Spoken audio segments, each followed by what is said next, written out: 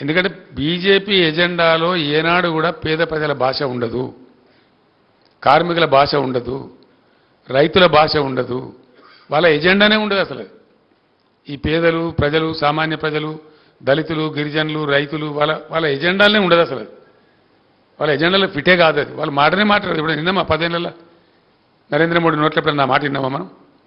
లేదా బీజేపీ అధ్యక్షుడి నోట్లో విన్నామా? ఆ మాట విననే రాదు అసలు ఆ మాట.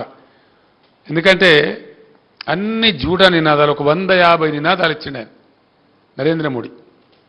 ఫస్ట్ నినాదం విదేశాల నుంచి నల్లధనం వాపసు తెచ్చి ఇంటికి 15 లక్షలు ఇస్తాడు. మరి మీకు వచ్చిన విలేకరులకు నాకు తెలియదు, నాకైతే రాలే. మనిషికి 15 లక్షలు, ఇంటికి 15 లక్షలు ఇస్తామన్నారు. కంప్లీట్ జూటా. మళ్ళీ తర్వాత ఇమ్మీడియట్గా ఓ చునావీ జుమ్లాతా అన్నారు. చునావీ జుమ్లా, ఎన్నికలలో చెప్పిన జుమ్లా అని, అది జుమ్లా పార్టీ, జూటా పార్టీ అని చెప్పి వాళ్ళే మళ్ళా ప్రకటించుకున్నారు. ఇక సబ్కా సాత్ సబ్కా వికాస్ ఏం జరగలేదు, దేశక సత్యానాశ అయింది. సబ్కా సాత్ లేదు, సబ్కా వికాస్ లేదు, మను లేదు. ఎవరి వికాస్ జరిగిందంటే గిరిజనుల, దళితుల, మహిళల, రైతుల. 750 మంది రైతులను పుట్టన పెట్టుకున్నారు కదా ఢిల్లీలో.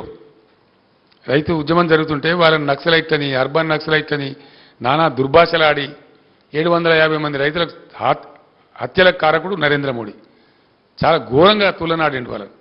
మళ్ళీ చివరికి ఉత్తరప్రదేశ్ ఎన్నికలు వస్తే వాళ్ళతోనే మాఫీ అని చెప్పి దండం పెడతాను, ఆ చట్టాలు వాపసు తీసుకొని తోక ముడిచి మళ్ళా క్షమాపణ వేడుకున్న అతి దుర్మార్గమైన ప్రధానమంత్రి నరేంద్ర మోడీ.